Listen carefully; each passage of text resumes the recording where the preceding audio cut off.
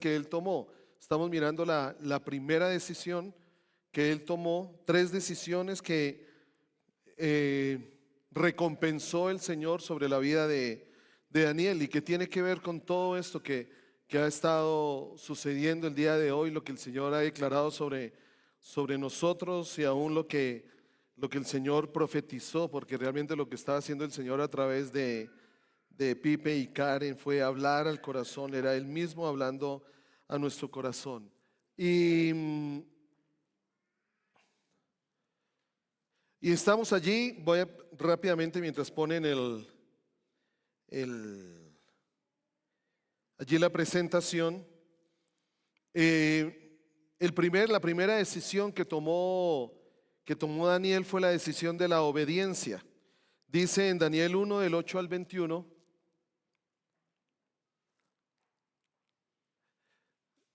Bueno, esta era la introducción, vamos a adelantar. Aquí, el camino de la obediencia. Daniel 1 del 8 al 21 dice: Daniel estaba decidido a no contaminarse con la comida y el vino del rey, así que le pidió permiso a Aspenas para evitar esos alimentos y permanecer sin mancha. Dios hizo que Aspenas tuviera compasión y simpatía por Daniel. Aspenas le dijo: Aspenas le dijo: tengo miedo de mi señor el rey. Él me ha ordenado que les dé de los mismos alimentos y vino que sirven al rey. Si él se da cuenta de que ustedes están más flacos y débiles que los otros jóvenes de su edad, puede enojarse y mandarme matar por culpa de ustedes. Así que Daniel habló con el guardia que Aspenas había asignado para cuidar a Daniel, Ananías, Misael y Azarías, y le dijo: por favor, haznos una prueba de 10 días. Danos solamente legumbres para comer y agua para beber. Luego compara nuestro aspecto con el de los jóvenes que han comido los alimentos y el vino del rey, y decide lo que harás con nosotros que somos tus siervos. El guardia estuvo de acuerdo y los puso a prueba durante 10 días. Al cabo de los 10 días, ellos tenían mejor aspecto y estaban más saludables que los jóvenes alimentados con la comida del rey. El guardia decidió no darles la comida y el vino del rey, y en su lugar les daba legumbres. Dios le dio a estos 4 jóvenes la habilidad y la sabiduría para aprender toda clase de literatura y ciencia. Daniel también podía interpretar toda clase de visiones y sueños. Cuando se completaron los 3 años de entrenamiento, Aspenas llevó a los jóvenes ante el rey Nabucodonosor. El rey habló con ellos y se dio cuenta que Daniel, Ananías, Misael y Azarías eran superiores a los demás. Por eso se convirtieron en servidores del rey. El rey les preguntaba sobre cualquier tema de ciencias y de sabiduría, y siempre el conocimiento de esos 4 jóvenes era 10 veces mayor que el de todos los adivinos del reino. Daniel siguió sirviendo al rey hasta el primer año del reinado de Ciro. Y hablábamos que ¿qué fue lo primero que hizo Daniel? Se propuso. No tuvo un sentir. No fue que Dios lo habló a su corazón. Él había sido formado, obviamente. Su familia era judía bajo los principios de la Torá, los primeros libros de la palabra. Él conocía la ley del Señor. Y lo primero que hizo Daniel fue proponerse. Y aquí el significado de ese verbo proponerse es que Daniel, si cambiáramos la traducción, digámoslo así, del versículo 8 de Daniel 1, podríamos decir que Daniel decidió poner por encima en su corazón no deshonrar, no manchar, no profanar a su Dios. Palabras más, palabras menos fue lo que hizo Daniel. Él se propuso, él puso por encima no contaminarse, y el contaminarse no tenía que ver con Daniel. El no contaminarse tenía que ver era con Dios. No tenía que ver con que Daniel se sintiera bien, con que Daniel estuviera con la conciencia tranquila. No, el no contaminarse tenía que ver con Dios, porque el significado de esta palabra era deshonrar, manchar, profanar. Daniel propuso no deshonrar el nombre del Señor. Lo otro que hablamos es que puso a prueba su fe. Él decide en su corazón no contaminarse, viene una circunstancia que lo confronta contra su fe, así como nos sucede muchas veces a todos nosotros.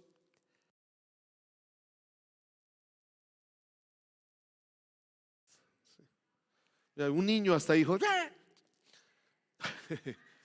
Y así como nos sucede a nosotros, vienen cosas contra nuestra vida. El mundo quiere imponernos cosas. El mundo quiere traer el pensamiento de este siglo, quiere confrontar nuestra fe. ¿Qué hacemos nosotros? ¿Qué hacemos nosotros? Daniel se propone honrar al Señor por encima de todo. En lo que hiciera se propuso honrar al Señor, y allí pone a prueba su fe. Cuando vino esto que quiso confrontar la fe de Daniel, aquello que iba en contra de lo que Daniel creía, aquello que iba en contra de lo que Daniel pensaba, allí él puso a prueba su fe.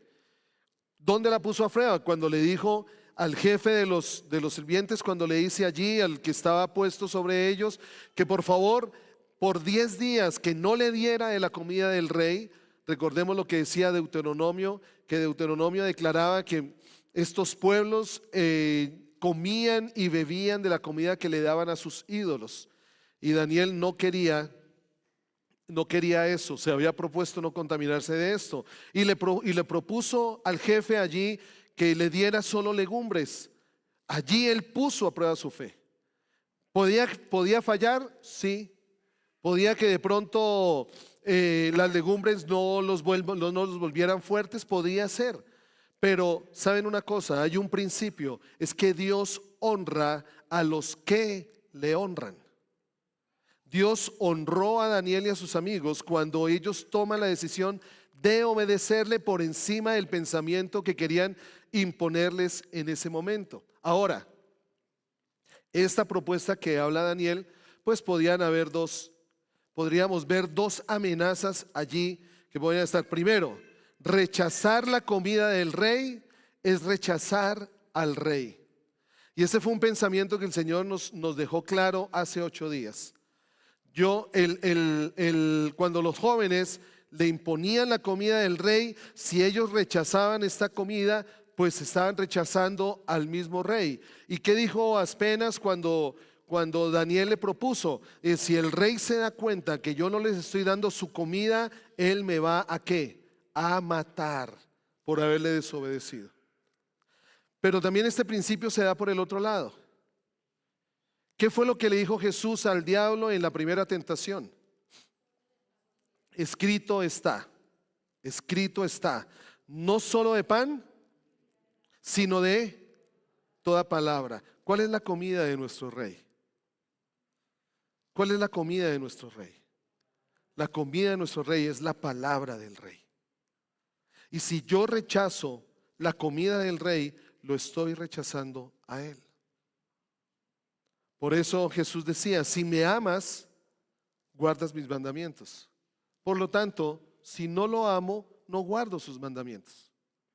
El amor tiene una decisión, el amor tiene un compromiso, el amor tiene un sacrificio. A veces dejamos todo como de una manera tan romántica, hablamos del amor de Dios de una manera tan romántica, pero es que el amor implica sacrificio. ¿Cuál fue el sacrificio? ¿O dónde estaba implicado el sacrificio que yo tomé cuando me casé con Carolina? Primero era una santanderiana, imagínense. Pero el primer sacrificio que yo pagué cuando me casé con Carolina es que dejé de ser individual, de vivir para mí, ahora para vivir por ella y para ella. Ya no vivo para Henry, sino ahora vivo para Carolina. Me doy a ella, la amo a ella. Ese es un sacrificio. 29 años me enseñaron a ser soltero. 29 años viví soltero, solo para mí. Me gastaba el sueldo en mí. Cumplía los deseos de mi corazón. Quise tener esto, pues lo tenía porque no tenía ningún compromiso con nadie. Y ahí es donde fallan muchas veces los matrimonios, porque a veces nos casamos y queremos seguir viviendo como solteros. Y ahí está el primer sacrificio. ¿Cuál fue el sacrificio que pagó Cristo cuando se casó con su iglesia? Que entregó su vida. Entonces había un sacrificio allí. rechazar la comida del rey era rechazar al rey y podía venir la muerte por haberlo rechazado. Para nosotros la implicación es que cuando rechazamos la palabra de vida, la palabra de Dios, la que nos da vida, esa palabra, pues, ¿qué es lo que va a venir a nosotros? Muerte. Por eso, como he hablado con varios, cuando encontremos algo, cuando algo se nos quiere imponer, que nos quiere enseñar el mundo, lo primero que yo tengo que ver es qué dice Dios. ¿Qué dice Dios para no rechazarlo a Él y su palabra? Entonces había una implicación allí, había un peligro al rechazar la comida del rey. Pero también lo otro era un sentimiento que podría haber estado en Daniel. Un joven, 15, 16 años, arrancado de su tierra, arrancado de su familia, capturado por Babilonia, lo llevan a Babilonia, pues él podría pensar, ¿y yo por qué tengo que honrar al Dios que me abandonó? ¿Y cuántos de nosotros podemos estar en eso? Cuando las cosas no van bien, ¿y yo por qué honro al Dios que me abandonó?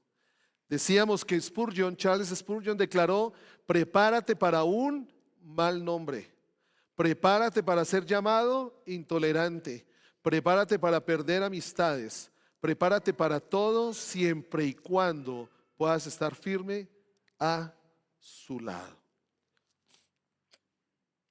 Ahora, ¿qué vio Daniel, allí?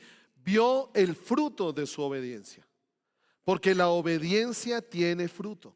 ¿Qué dice Deuteronomio 28, 1 y 2? Si obedecieres, ahora voy a aclarar aquí algo. Esto lo hablábamos con los hombres el miércoles pasado. Si obedecieres, dice Deuteronomio 28, 1, si obedecieres algo de lo que está escrito en este libro de la ley, bendito serás, es lo que dice la palabra, amén. ¿Qué dice? ¿Cómo? Todo. Si obedecieres todo. ¿Qué quiere decir todo? Todo. Tenemos, bueno, aquí no está.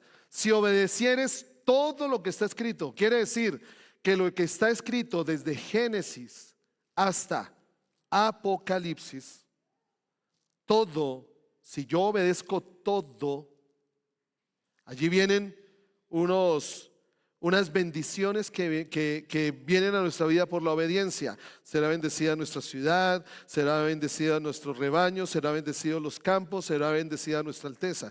¿Saben que hay una mentira del enemigo que se ha querido depositar en la iglesia y es desechando la palabra del Antiguo Testamento? Porque en Cristo hay una nueva palabra, hay una nueva gracia. Cuando Cristo mismo dijo que Él no vino a anular la ley, sino en Cristo se cumple. Entonces, ¿qué recibió Daniel? Daniel recibió gracia, porque ¿cómo le respondió el jefe allí, el jefe que apenas había puesto sobre Daniel? ¿Cómo le respondió? Le puso gracia porque lo hizo. Listo, vamos a hacer la prueba. Yo estoy corriendo aquí riesgo, pero listo, hagámoslo. Si es lo que dice Proverbios 16:7, mire lo que dice Proverbios 16:7 en la versión Palabra de Dios para Todos. Dice, cuando el Señor aprueba la manera de vivir de alguien, incluso a sus enemigos, hace estar en paz con él. Qué bendición. ¿Tienes algún enemigo? ¿Tienes a alguien que te la tiene al rojo vivo? ¿Tienes a alguien que lo único que busca es maldecirte? Mira lo que dice Salomón. Si el Señor aprueba tu manera de vivir, Él te va a poner allí a estar en paz con tus enemigos. A tus enemigos los va a poner para estar en paz contigo. Gracia recibió. ¿Cuál fue otro fruto de la obediencia? Sabiduría. Dice allí en el pasaje, dice en el versículo 17 de Daniel 1, que Dios les dio a estos 4 jóvenes la habilidad y la sabiduría para aprender toda clase de literatura y ciencia. A veces estamos nosotros inquietos en aprender más. Creo que esa es la inquietud del hombre.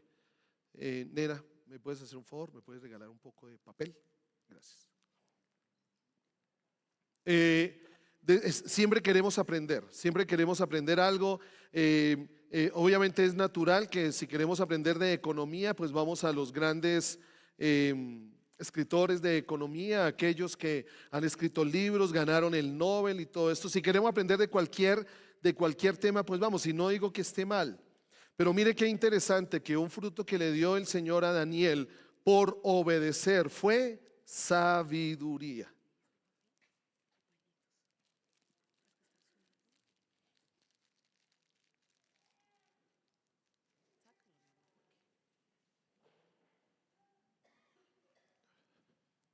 ¿Qué le dio el Señor a Daniel? ¿Qué dice sabiduría? ¿Qué dice Santiago 3:17? Leámoslo todos.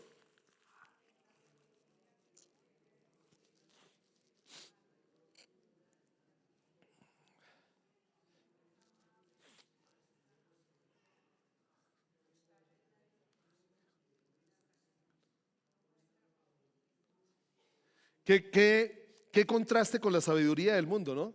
La sabiduría del mundo lo que busca es exaltación. La sabiduría del mundo lo que busca es llenar el orgullo del hombre. La sabiduría del mundo no piensa en el otro, solo piensa, es egoísta. La sabiduría del mundo es egoísta. Pero la sabiduría que viene de Dios es interesante. Miren la sabiduría que viene del cielo, pura, ama la paz.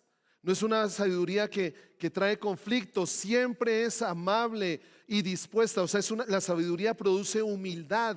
La sabiduría que viene del cielo produce humildad en el corazón. Es siempre amable, está llena de compasión y de buenas acciones. ¿Y qué fue lo que hizo con Daniel? Esa sabiduría le permitió servirle al rey. Independientemente de que fuera un rey pagano, esa sabiduría que viene del cielo le permitió a Daniel servirle al rey. Daniel hubiera podido hacer una huelga de hambre. No quiero comer y aquí me quedo y nadie me va a hacer cambiar de opinión y no quiero comer nada. Y hubiera podido hacer una huelga de hambre. Eso sería como el fruto de la sabiduría humana. Pero él entendió que la sabiduría que viene del cielo ama la ¿qué? La paz. Es amable. Por eso es que Daniel pidió el favor al jefe allí, le hizo una petición cortés y le dijo: pruébanos. A veces la sabiduría es arrogante, como yo lo sé. ¿Es que acaso usted no sabe quién soy yo? La sabiduría es arrogante, me las doy de que las sé todas. Y cuando las sé todas, no acepto consejo, no acepto que alguien de pronto más joven que yo me diga algo, no lo aceptamos. La sabiduría que viene del cielo, sí. Y ahora, ¿qué otro fruto recibió Daniel? Respaldo. Respaldo. ¿Qué hizo? ¿Qué hizo el hombre? El jefe le llevó las legumbres. A los 10 días, ¿cómo quedó Daniel y sus compañeros? Más robustos, de mejor semblante, de mejor parecer. ¿Qué habla esto? El respaldo de Dios estuvo sobre Daniel. Dios respaldó a Daniel. ¿Lo respaldó por qué? Porque Daniel fue obediente. Daniel fue obediente. Mira, tú y yo podemos orar. Tú y yo podemos ayunar. Tú y yo podemos doblar rodilla. Tú y yo podemos clamar. Tú y yo podemos llorar, gemir delante del Señor para que el Señor haga algo.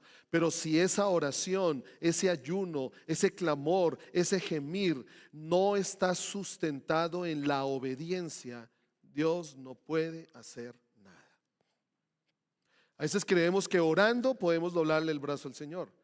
A veces creemos que ayunando podemos doblarle el brazo al Señor. No, si tú oras y no ves respuesta, si tú oras y es de los que siente que la oración no pasa del techo, yo te animo a que empieces a hacer un checklist y el primero es: obedezco la palabra del Señor. ¿Estoy obedeciendo su palabra? Porque la obediencia a su palabra es el respaldo de Dios. La obediencia a su palabra es la puerta que abre el respaldo de Dios a mi vida. Fue lo que sucedió con Daniel. Miren lo que dice 1 Samuel 2:30. Por lo tanto, el Señor Dios de Israel dice: prometí que los de tu rama de la tribu de Leví me servirían siempre como sacerdotes. Sin embargo, y es interesante esta palabra, porque es una de los momentos de arrepentimiento de Dios.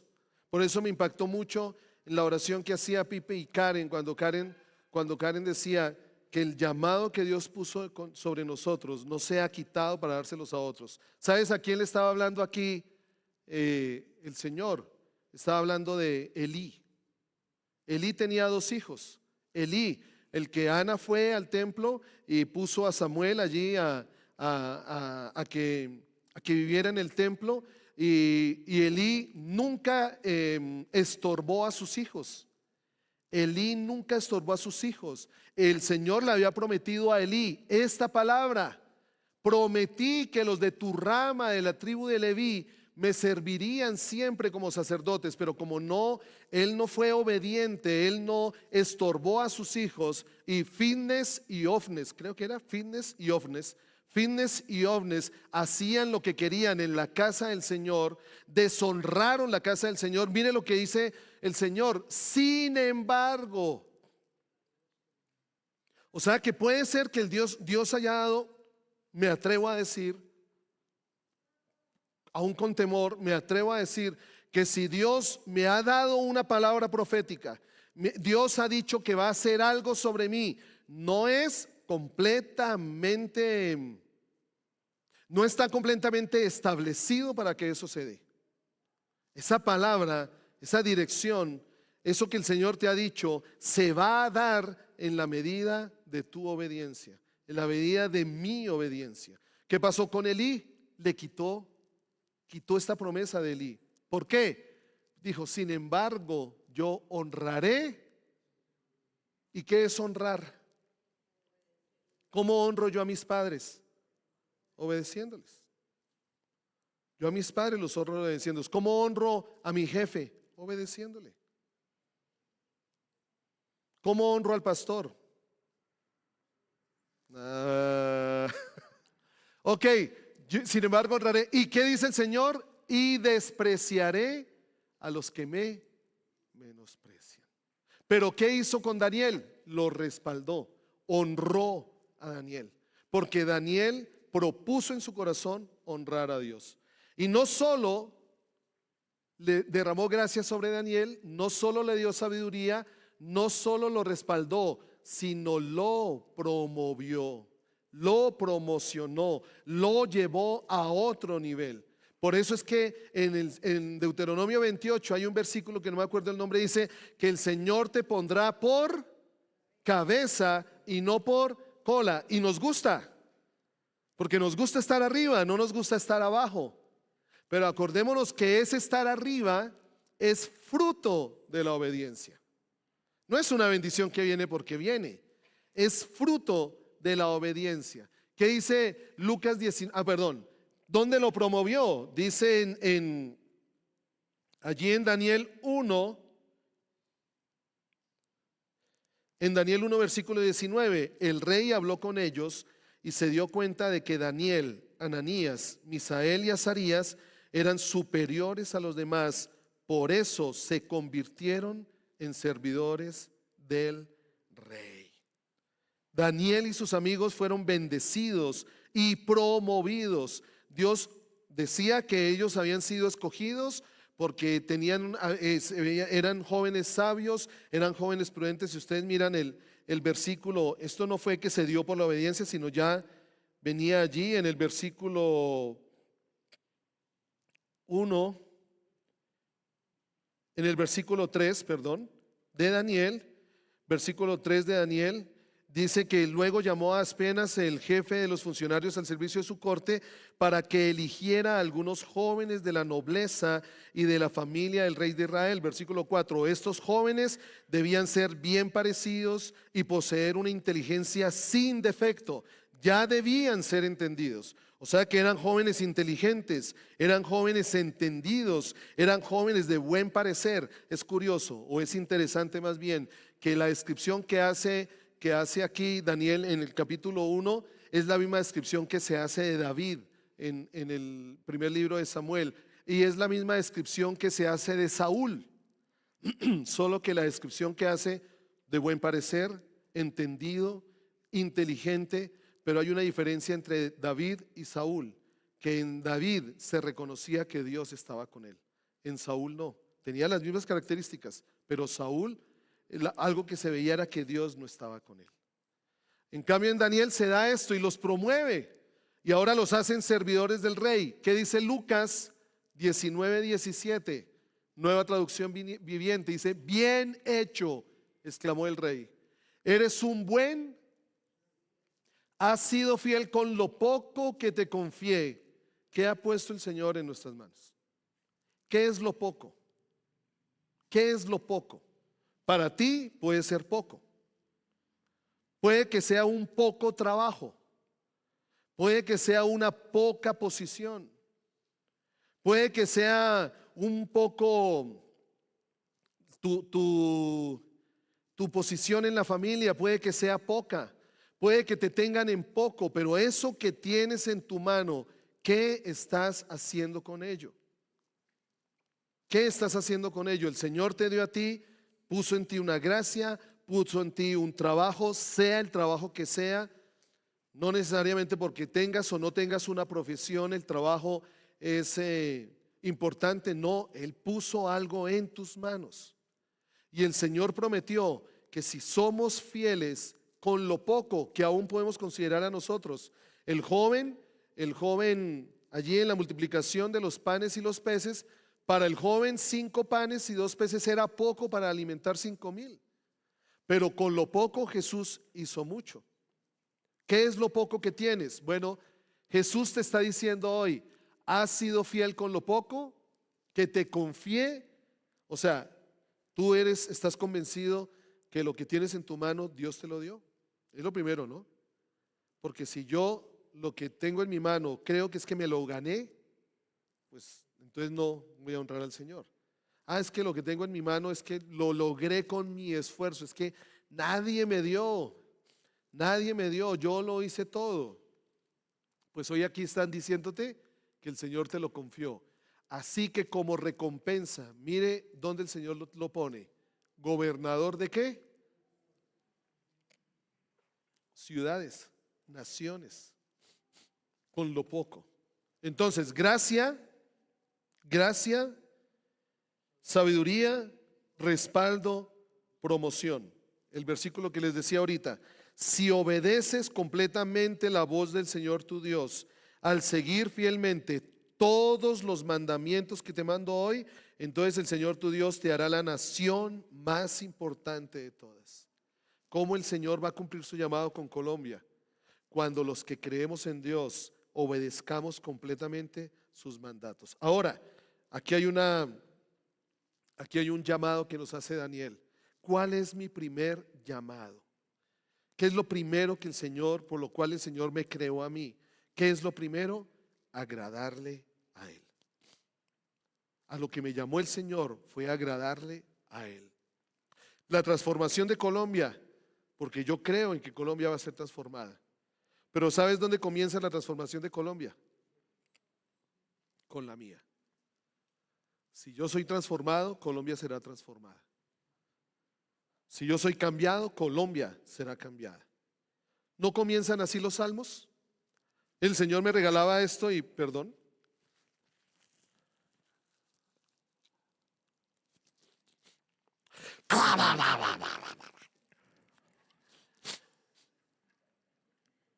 Los desperté. Bueno, ya se despertaron, sí. Hice esto para que después no piensen que... ¿Cómo comienzan los salmos? ¿Cómo comienzan los salmos? Salmo 1.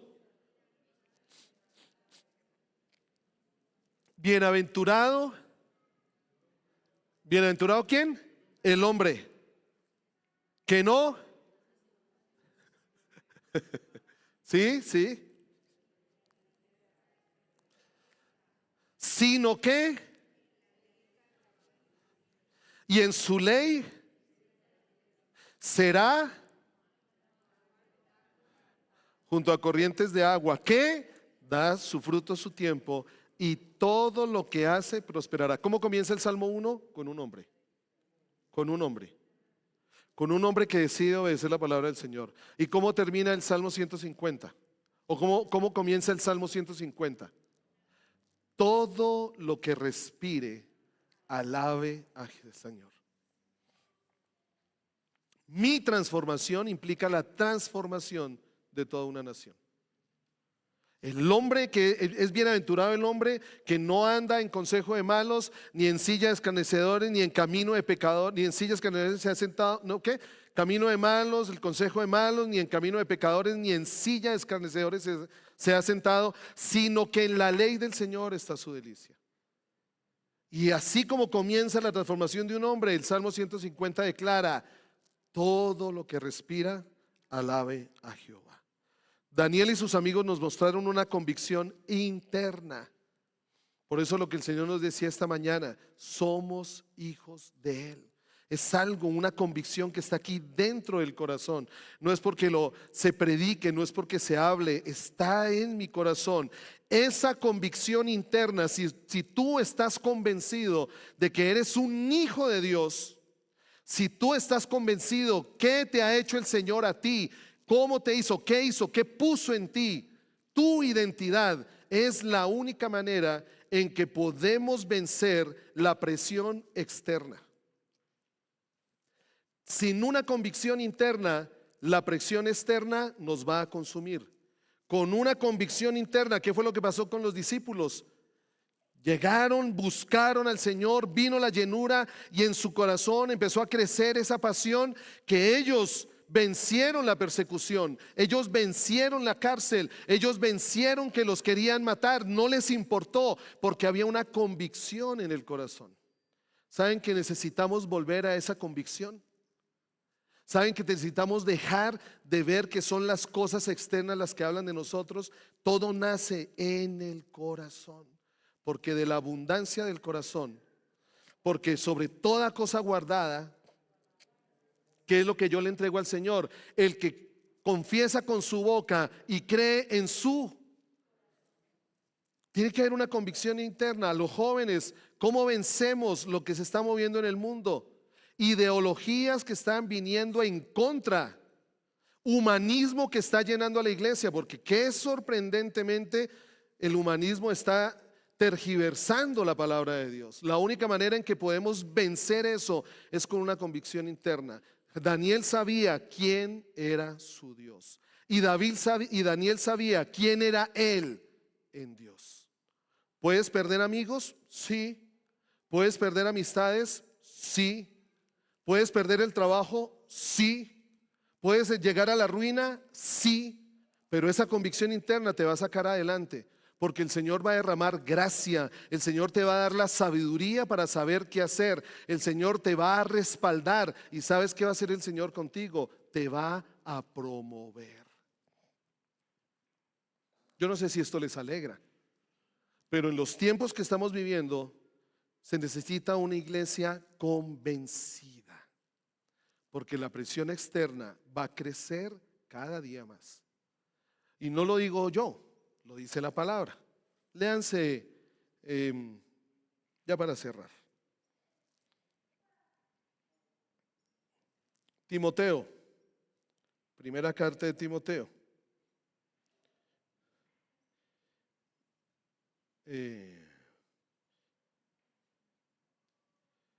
capítulo 4, primera de Timoteo 4:1.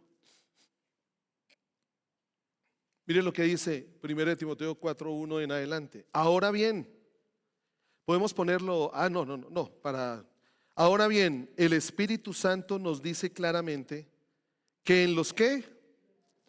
Últimos tiempos. ¿Podemos ponerlo? ¿Sí? Primera Daniel. Ahora bien, el Espíritu Santo nos dice claramente que ¿cuándo? ¿Y ustedes en qué tiempos creen que estamos? En los últimos tiempos. En los últimos tiempos. ¿Ha venido inquietud a tu corazón? ¿Ha venido duda? ¿Ha venido algo que te hace ver que la palabra del Señor, no, pero es que tampoco es tan así? Esto debería ser, no, de otra manera. Si ha venido algo así, pídele al Señor, pídele al Espíritu Santo que se afirme tu corazón en la verdad. Porque en los últimos tiempos algunos se apartarán, no de la fe, porque vuelve el tema, no es tener fe, Es que el tema no tiene que ver con creer, porque todo el mundo cree. Hasta los demonios creen, dice la palabra. Hasta los demonios creen. Entonces el tema no es creer. El tema es que nos apartarán de ¿cuál fe? La verdadera, o sea, ¿en quién está puesta nuestra fe? El problema no es creer, sino quién es la fuente de mi fe. Por eso es que el capítulo 12 de Hebreos, el autor nos dice: pongan sus ojos ¿en quién? En Jesús. ¿Quién es Jesús? El autor y consumador de la fe. Por eso el problema no es de fe, el problema es de que nos apartarán de la fe verdadera. ¿Y qué dice? Seguirán espíritus engañosos y enseñanzas que provienen de demonios. Versículo 2: estas personas son hipócritas y mentirosas y tienen muerta la conciencia. Dirán que está mal casarse y que está mal comer determinados alimentos, pero Dios creó esos alimentos para que los coman con gratitud las personas fieles. O sea, lo que los demás dicen que está mal, lo que los demás dicen que está mal, en el Señor, conociendo la verdad, es bendición. Versículo 4: ya que todo lo que Dios creó es bueno, no deberíamos rechazar nada, sino recibirlo con gratitud. Y bueno, allí viene: en los últimos tiempos. Quería mostrarles un video, pero se los voy a dejar para de hoy en 8 días, que nos habla un poco de esto. Estamos en los últimos tiempos. Por eso es que el mensaje que más se habla en la Biblia, el mensaje que más hablaron los discípulos, ¿saben cuál fue el mensaje que más hablaron los discípulos? Cristo viene. Que no se nos olvide que Cristo viene. Y entre más cerca está su venida, más las tinieblas van a querer hacer su propósito. Entre más cerca está la venida.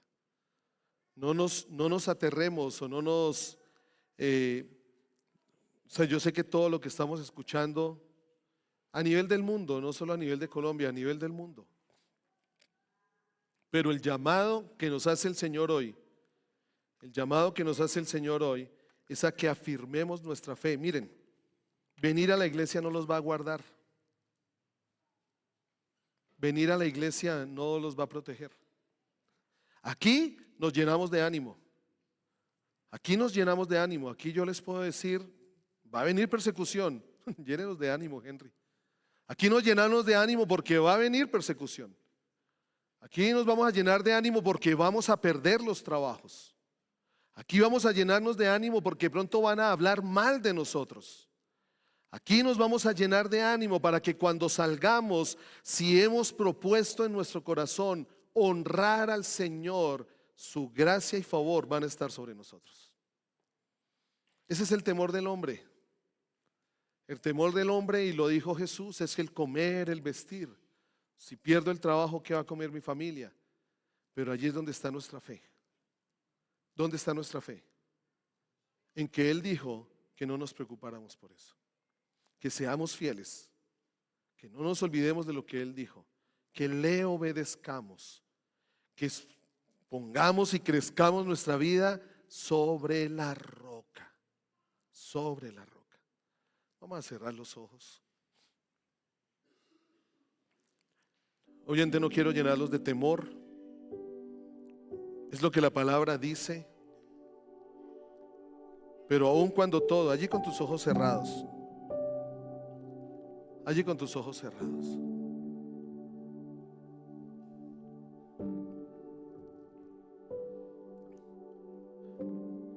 medita un momento, un minuto, que tú estés un minuto allí. No pienses en el almuerzo, no pienses en el hambre que puedes estar sintiendo. Un minuto allí. Pregúntate, ¿dónde está puesta tu fe?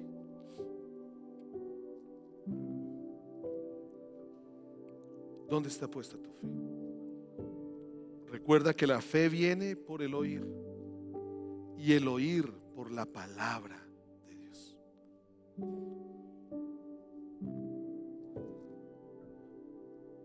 Pidámosle al Señor que nos afirme en su palabra, que podamos escudriñarla, que podamos meditarla.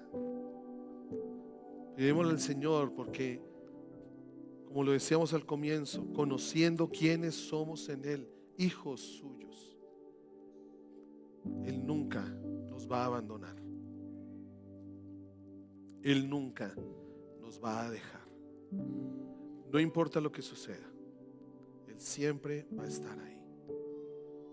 Pero sí, hoy el Espíritu Santo nos llama, nos inquieta, nos pregunta: ¿dónde está tu fe? ¿Dónde está tu fe? Y yo oro para que el Señor fortalezca tu corazón en Él.